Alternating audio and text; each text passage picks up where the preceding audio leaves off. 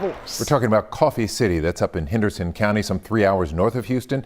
They have one cop for every 5 residents. And what's more, Jeremy Rogowski discovered many of those officers have a history of problems wearing the badge.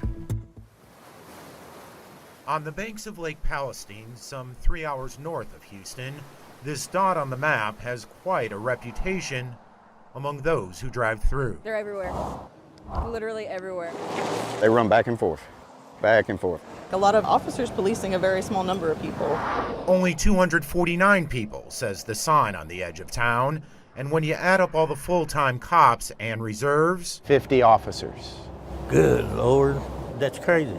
If it's such a small town, why do we need so many? Makes no sense.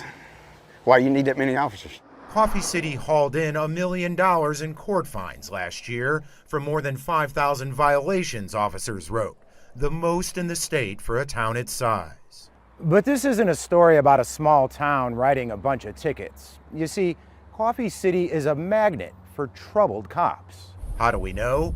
KHOU 11 Investigates obtained personnel records from other police agencies and found more than half of Coffee City officers had been suspended, demoted, terminated, or dishonorably discharged from their previous jobs.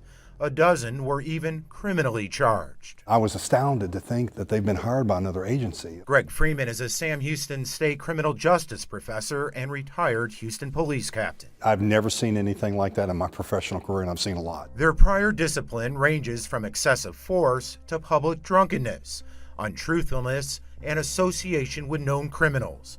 Criminal charges include DWI, theft, aggravated assault, family violence, and endangering a child. If you knowingly are hiring an officer that has a very troubled past and history and has no business to be wearing a uniform, and it's a very, very precarious slope that city is engaging in by hiring. This is the man who hired them. Chief John J. Portillo quadrupled the department's size since he took the job 2 years ago. He says to provide 24/7 coverage for the town. Why would you hire so many people with all these red flags? There's more to just what's on paper. And that's where I rely on my captain and my background investigators to go in and dig and say, hey, what's the truth behind this? The chief says criminal charges were often dismissed, dishonorable discharges overturned. He claims most applicants hired got on the wrong side of agency politics. If you go back to the totality of a lot of these officers' stuff, I would say 75%, or if not more, they're being retaliated against from their agency. Retaliate? Mm-hmm. Why would you take a chance, Chief? I try to look at the good in everybody, and I believe everybody deserves an opportunity. You give a lot of opportunities. Yes, we do. Yes, we do. The opportunity to wear a badge allows his officers to work extra jobs, which can mean real money, $50 an hour or more. I mean, let's not hide it from anybody. They're making probably about $80,000 to $100,000 a year doing that. And I asked Portillo directly, does he get a cut of his officers' extra job wages? Twice during our interview, the chief said no. The only money he makes from extra jobs is from the ones he works himself. And that takes us from Coffee City to Houston and what's coming up tomorrow night at 10. Call Garcia right now. Tell his That's Chief Portillo caught on camera cussing out an elected Harris County constable. Portillo was working security for a Southeast Houston apartment complex nearly 200 miles away from Coffee City. More on that video and what else we learned about Chief Portillo's past as our investigation. Coffee City, Texas, a small town of about 250 people and 50 police officers on the force. Our investigative team dug through records and found half of those officers had been suspended, demoted, or fired from previous jobs, some even criminally charged. And Jeremy Rogowski discovered the man who hired them can have a short fuse when dealing with others who wear the badge here in Harris County. Coffee City's police chief routinely works an extra job 200 miles away at this Houston apartment complex. And on this day, watch how John J. Portillo behaves. I'm about to call Garcia and tell him he's going to be f***ing next election. It's an expletive-filled rant launched at the elected constable of Harris County Precinct 2, Jerry Garcia. Call Garcia right now. Tell his he's a or his train of commanders. Portillo wanted Precinct 2 to file charges on a man he says assaulted him at the complex. It was just one of many requests the constable says kept coming in from off-duty Coffee City cops. Which at first was, no big deal. We help anybody and everybody. But then we noticed that it was becoming a pattern. That pattern, the constable says, was draining resources. So Garcia reached out to the Harris County District Attorney's Office. And we were advised to tell Chief Portillo that he had to file the charges. But when deputies did just that, Portillo left a nasty voicemail. And your captains, lieutenants, or whoever those numbnuts are that you have working for you, tell them your guys not to help us out. It saddened me, it upset me to hear that. This isn't something small. This is pretty upsetting. What upset the constable even more, the response his agency got back after alerting Coffee City's mayor. I don't see very much there that warrants any disciplinary action from the city, the mayor wrote. The officers are contracted by the property for off-duty police protection. You may want to reach out to them with any complaints. Didn't think that it merited any disciplinary action against him? It's crazy. Greg Freeman is a Sam Houston State criminal justice professor and retired Houston police captain. Basically, you're enabling bad behavior now. And that's exactly what the mayor has done. So what does Chief Portillo have to say for himself? I was amped up. And I apologized to my city council, at city council. Did you apologize to Constable Garcia? No, I haven't had a chance I haven't talked to him. The cussing incident happened 6 months ago. Is that the real John J. Portillo that people are seeing in this video? No, I don't just go off the handle.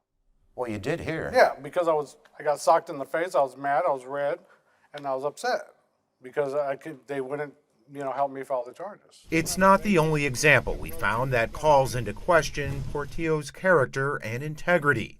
In his application to become Coffee City's chief, he never listed this, a DWI charge out of Florida in which he failed to appear in court. Why wouldn't you disclose that, Chief? Didn't disclose. It was over 10 years ago. You had an active warrant. Huh? That was disposed of. No, it wasn't. Court records show the day after our interview, Portillo hired a Florida defense attorney who filed a not guilty plea in the case. From the looks of it, you weren't being truthful on the application to which you hold the job this day. Chief? Yeah, I understand. But that's not what it is. I'm not being truthful. You forgot? I put down everything that was in my mind when I filled out my application to the best of my knowledge. Well, that same job application states there are criminal consequences for lying on a government document. Len and Mia? Okay, so there's more to this investigation tomorrow night. Yeah, tomorrow we reveal how some Coffee City officers were working full-time right here in Harris County and how the chief suspended that division after we started asking questions. We'll see that tomorrow night. Thank you, Jeremy. See you then. Very interesting.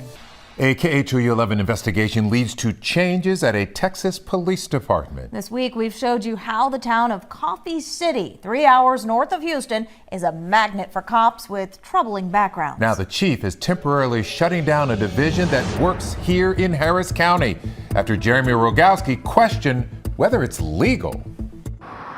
Coffee City, Texas, a dot on the map with barely 250 residents, has a police force of 50 officers, 5 times the number of cops than any other Texas town its size. And that's not the only thing unusual or odd. Turns out there are a half-dozen full-time Coffee City police officers who don't even work in Coffee City, Texas. Instead, they work from home, more than 3 hours and nearly 200 miles away in Houston. It's hard to believe that is happening. Greg Freeman is a Sam Houston State criminal justice professor. I've never seen anything like that. There are 100 questions that come to my mind. Who are these officers? This internal email shows they're part of a warrant division. It reads, there is no need to go to Coffee City because you will be spending 95% of your time on the phone, calling people who have outstanding warrants and collecting failure to appear fines. And because it's a full-time position, there's an added perk. It gives them the ability to go work an extra job. Coffee City Chief John J. Portillo concedes they're on the books as full-time because state law only allows full-time cops to work extra security jobs. At this Houston apartment complex, some Coffee City warrant officers do just that, and make more than $50 an hour. They work 2-3 days a week, 4 days a week. But is it all above board? The Warrant Division is a performance-based division, and officers' pay is based on the failure to appears they collect. They're basically bounty hunters in a way. Freeman says that amounts to a commission for collecting fines. It doesn't make any sense. From an ethical perspective, it just screams questions about the legitimacy of what they're doing. That's because state law requires full-time peace officers to get paid at least at the federal minimum wage. But again, at the Coffee City Warrant Division, The court gives them $150 for each warrant that they clear. So they don't earn a salary apart from that $150? No, sir. No, sir. A head? Correct. They get. Correct. Okay. Is that legal?